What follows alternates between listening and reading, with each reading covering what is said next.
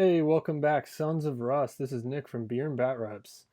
Today we are talking about the Wulfen Dreadnought in 9th edition. We're going to go over tactics, we're going to go over stratagems, strategies, and the fluff and storyline, the lore of it. It's very unique to Space Wolves. Other chapters have their own special dreadnoughts. These are unique to us. These are Wulfen Dreadnoughts. So without further ado, I'll go ahead and start the lore. Each of the dreadnoughts housed deep beneath the fang contains a great Space Wolves hero shorn of his warrior physique, but an even crueler fate awaits some of these entombed warriors. Though their bodies are all but lifeless, they still bear the genetic heritage of their primarch, the Canis Helix, and in rare cases the sleeping beast within their psyche is awoken.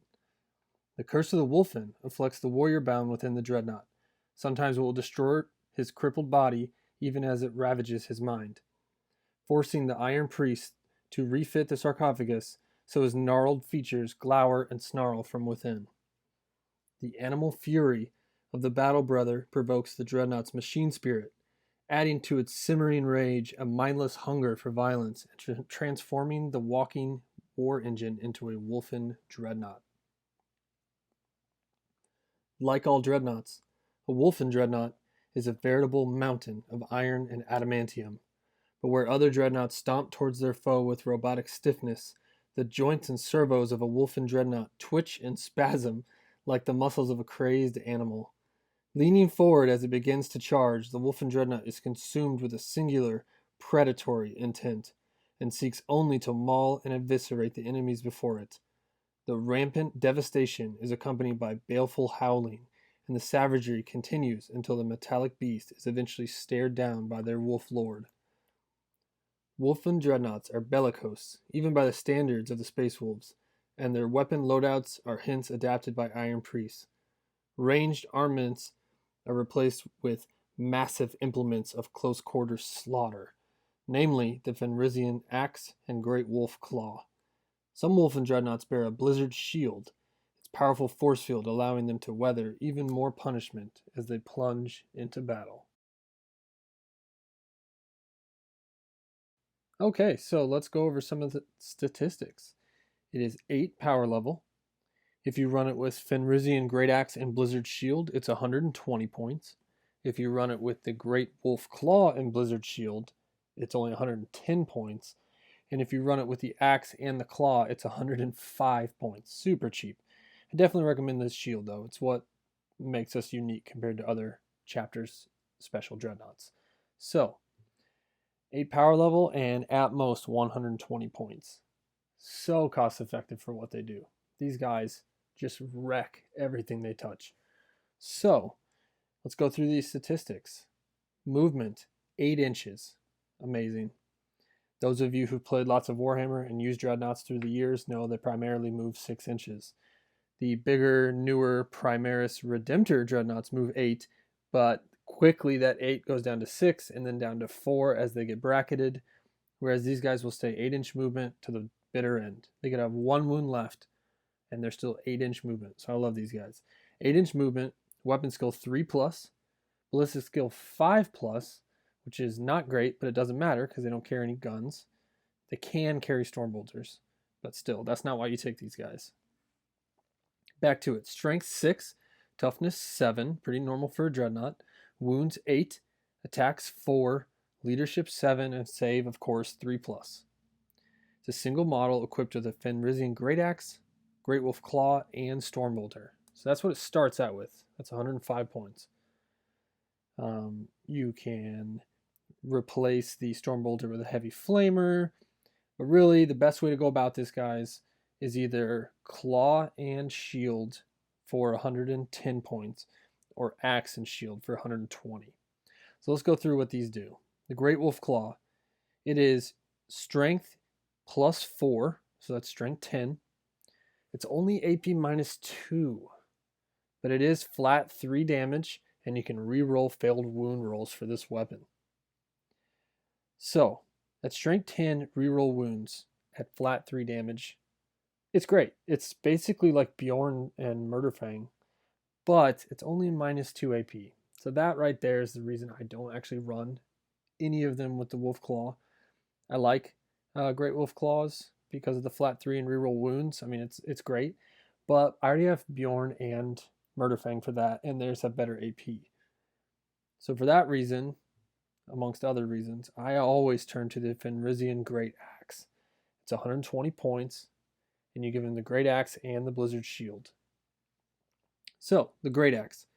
When you're attacking with this weapon, choose one of the profiles below. It can either do Cleave or Scythe.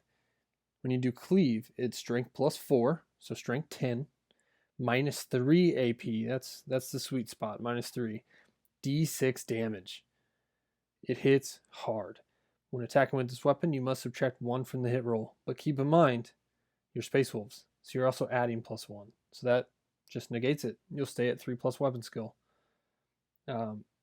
Some people argue that Venerable Dreadnoughts are better because they're at 2 plus weapon skill, even with the minus 1 because of the plus 1 for being Space Wolves. But they cost a lot more because you're paying for that really good ballistic skill of 2 plus. And for the Feel No Pain, I like these guys more for a couple huge reasons. One is movement 8. You wouldn't think those 2 inches will add up, but it really does, turn after turn, being 2 inches faster. And these abilities that I will go through in a second. So we went over Cleave, that's Strength 10, minus 3, d6 damage, and you're at minus 1 to your hit roll. And then there's Scythe. This is for against hordes. It's Strength User, so Strength 6, minus 3 AP, 1 damage, and you make 2 hit rolls for each attack made with this weapon instead of 1. So it's kind of like Imperial Knights stomping instead of hitting with their big weapons.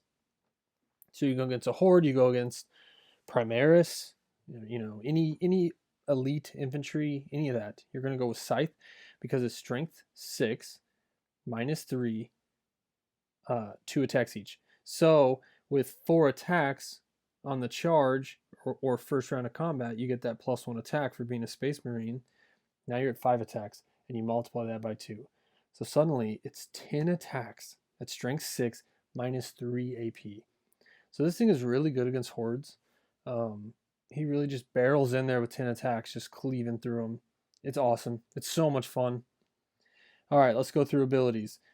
This first one stands out because it's one of the other main things that Wulfen Dreadnoughts get that Venerable Dreadnoughts, who can take the exact same loadout, cannot get. And it's called Murder Lust. It's the exact same rule that Murderfang has. You can re-roll any failed charge rolls for this model. Cannot express enough how amazing that is. He's basically taking the chapter tactic from Black Templars, and you just get it. So suddenly, these guys are re-rolling charges, Murderfang's re-rolling charges, Ragnar's re-rolling charges, infantry within 6 inches of Ragnar re-roll charges, and you just become just such a higher % chance of getting into combat. Next up is Blizzard Shield. A model equipped with a Blizzard Shield has a 4+ invulnerable save on T7 with 8 wounds. A 4-up invul is terrific. It's terrific. It's better than a demon save. You basically have the same toughness and invul as a Hive Tyrant on a 120-point model. It's amazing. Keywords are Imperium, Adeptus Astartes, Space Wolves. Other keywords are Vehicle, Dreadnought, Wulfen Dreadnought. So, how I run these guys. I own 3 of them. I go rule of 3 all the way with these. They are great. 120 each. Just quickly grab 360 points, and you will not be sorry. They move 8 inches. You advance them every turn except the turn you're going to charge. They barrel up the field. I like to take 3 of them. I like to put Murderfang and Ragnar behind them. It's just a wall of shields, and it's just a death ball that no one wants to fight. Night Titans don't want to fight. Bloodthirsters don't want to fight it. I mean, if this isn't your first time on this channel, you've seen recently I had a battle report of Space Wolves versus Imperial Knights, and I had one just pass every 4-up that a Knight tried in combat. Every time the Knight attacked him, he just kept passing 4-ups, and he ended up tanking a 600-point Knight Valiant, just stopping every single hit, and then he ended up killing it, just hitting back with his axe over and over again. That D6 damage with 5 attacks just kept adding up. So yeah, they're super fast. I know for a little bit they couldn't block characters, but they're back to blocking characters thanks to the FAQ for an FAQ, which is hilarious and sad. So I cannot express enough how important it is that they move 8 inches and have rerollable charges. They're so fast for Dreadnoughts. I know Contemptors move 9, which is nice, but I basically like to run, like I said, that death ball up one flank, and on the other side of the battlefield, I am marching forward with 3 Redemptors and a Leviathan and Bjorn and a Lieutenant for rerolls. So that's just like my ball of inevitable death that's spraying DACA all over the field, while on one flank, it's just a all-out charge with 2 incredible characters and 3 Blizzard Shield Axe Wulfen Dreadnoughts. It's so much fun. It's so efficient. And I mean, people just run for the hills and start moving away from the death ball towards the 3 Redemptors and Bjorn, which are secretly just as dangerous. Bjorn can do work. So it all works into the plan. So that's the statistics. Nice and cheap, 120. Only 8 power level, guys. So if you're running a Crusade and you want to get something really unique and fluffy and dangerous on the field all at the same time, for just 8 power level, you can get this Wulfen Dreadnought on the field for your Crusade. It's a lot of fun, guys. I can't wait to have a Space Wolf Crusade. I've started our first Crusade with Chaos, but Space Wolves are definitely on the horizon. I would love to maybe just make a Primaris captain as like a young Ragnar or something like that, so that it's not just Ragnar. You know what I mean? I want to be able to level him up in Crusade. So next, we're going to take a look at stratagems. He's not a character, so there's not as many that work for him, but there's still some really powerful stratagems that these guys can employ. So here we go. Okay, guys, we're going to finish this up with some stratagems. This is a nice short one, as since they're not characters, there's not quite as many stratagems that these specific type of dreadnoughts can use. The first one, as always, Duty Eternal. So important for a dreadnought that has a 4-up invul to also have the damage coming in, or have -1 damage coming in. It's so good, guys. It keeps them alive, and in Warhammer 40k, that's one of the most important things, is superior defense. So, I mean, if you've watched any of my other ones about Bjorn or Murderfang, you know how important Duty Eternal is. It's great on Leviathans. It's great on Redemptors. It's just so important. It's borderline excessive on an army of all Dreadnoughts. I could totally see them losing this this stratagem when the new Space Marine Codex comes around. But here we go. There's one that's so important that a lot of Space Wolf players I could see just forgetting about, or the game comes and goes and you don't really realize it. It's called Countercharge. To the Space Wolves, attack is the best form of defense. Use this stratagem in your opponent's charge phase. Select one Space Wolves unit from your army. Until the end of that phase, that unit can perform a heroic intervention as if it were a character. In addition, it can perform a heroic intervention if there are any enemy units within 6 inches of it instead of 3 inches, and when doing so can move up to 6 instead of 3.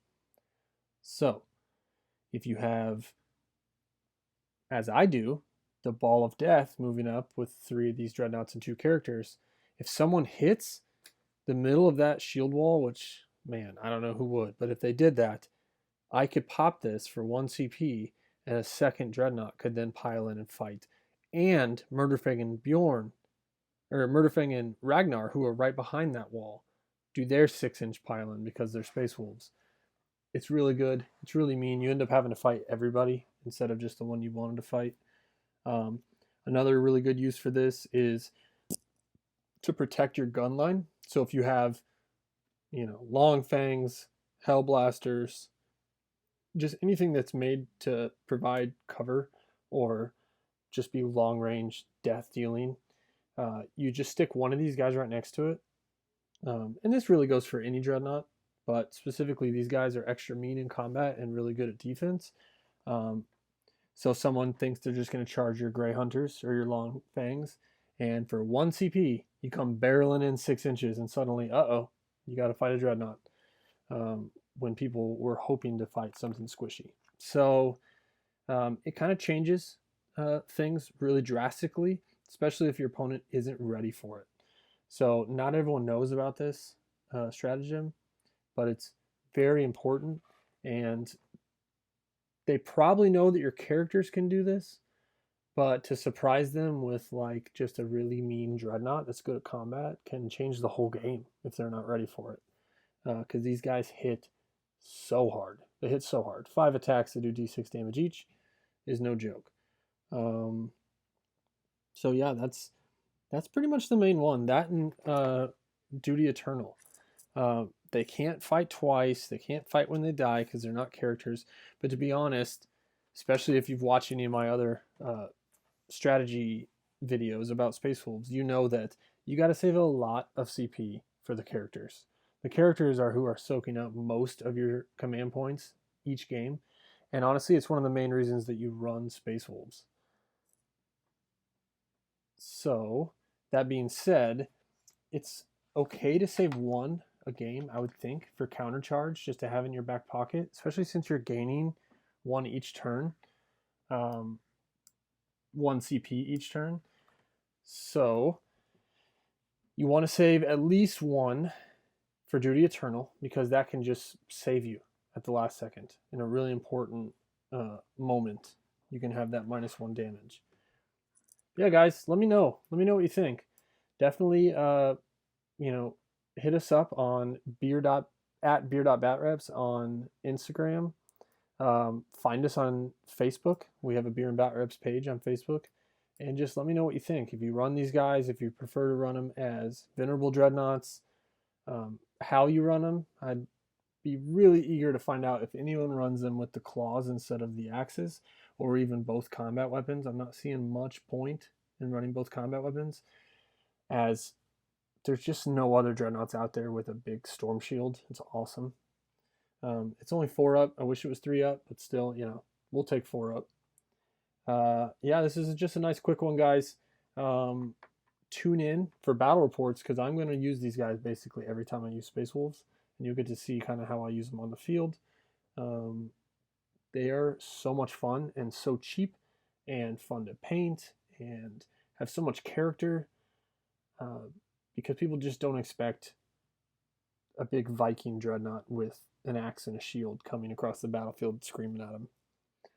This is Nick from Beer and Bat Reps. Thanks for tuning in. Next week, I think I'm going to do Fenrisian Wolves, which a lot of people sleep on, and I do not. I have 20 of them. I love these. I love those pups, and I will teach you how I use them to their best effect, because they are so easy to kill, but they can still help you win the game in the long run. So, this is Nick from Beer and Bat Reps. Chime off in the comments if you want to chat. Hit like, hit subscribe, tell your friends, and we'll be back with more good Space Wolf strategy. See ya.